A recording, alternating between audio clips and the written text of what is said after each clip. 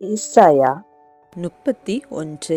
சகாயமடையும்படி இஸ்ரவேலுடைய பரிசுத்தரை நோக்காமலும் கர்த்தரை தேடாமலும் எகிப்துக்கு போய் குதிரைகள் மேல் நம்பிக்கை வைத்து இரதங்கள் அநேகமாயிருப்பதினால் அவைகளை நாடி குதிரை வீரர் மகா பலசாலிகளாயிருப்பதினால் அவர்களை நம்பிக்கொண்டிருக்கிறவர்களுக்கு ஐயோ! அவரும் ஞானமுள்ளவர், அவர் தம்முடைய வார்த்தைகளை மறுக்காமல் தீங்கு வரப்பண்ணி தீமை செய்கிறவர்களின் வீட்டுக்கும் அக்கிரமக்காரருக்கு சகாயம் செய்கிறவர்களுக்கும் விரோதமாக எழும்புவார். எகிப்தியர் தெய்வம் அல்ல, மனுஷர்தானே. அவர்களுடைய குதிரைகள் ஆவியல்ல, மாம்சம்தானே. கர்த்தர் தமது கரத்தை நீட்டுவார், அப்பொழுது சகாயம் செய்கிறவனும் இடறி சகாயம் பெறுகிறவனும் விழுந்து அனைவரும் ஏகமாய் அழிந்து போவார்கள்.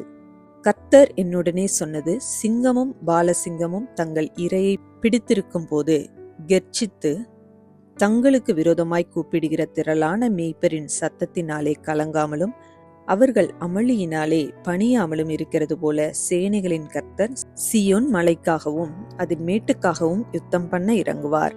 பறந்து காக்கிற பட்சிகளைப் போல சேனைகளின் கர்த்தர் எருசலேமின் மேல் ஆதரவாக இருப்பார்.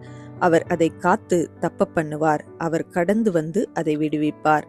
இஸ்ரவேல் புத்திரரே, நீங்கள் முற்றிலும் விட்டு விலகினவரிடத்தில் திரும்புங்கள். உங்களுக்கு பாவமாக உங்கள் கைகள் செய்திருந்த வெள்ளி விக்கிரகங்களையும் பொன் விக்கிரகங்களையும் உங்களில் ஒவ்வொருவரும் அக்காலத்திலே வெறுத்து விடுவீர்கள். அப்பொழுது வீரனுடைய பட்டயம் அல்லாத பட்டயத்தினாலே அசீரியன் விழுவான். நீசனுடைய பட்டயம் அல்லாத பட்டயமே அவனை பட்சிக்கும். அவன் பட்டயத்துக்கு தப்ப ஓடுவான். அவன் வாலிபர் கலைந்து போவார்கள். அவனுடைய கண்மலை பயத்தினால் ஒளிந்து போம். அவர்களுடைய பிரபுக்கள் கொடியை கண்டு கலங்குவார்கள் என்பதை சீயோனில் நெருப்பையும் எருசலேமில் சூளையும் உடைய கர்த்தர் சொல்லுகிறார்.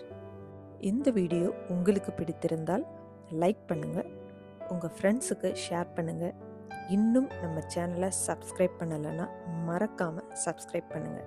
சைடில் இருக்கிற பெல் ஐக்கானை ப்ரெஸ் பண்ணுங்க. மீண்டும் சந்திப்போம். நன்றி.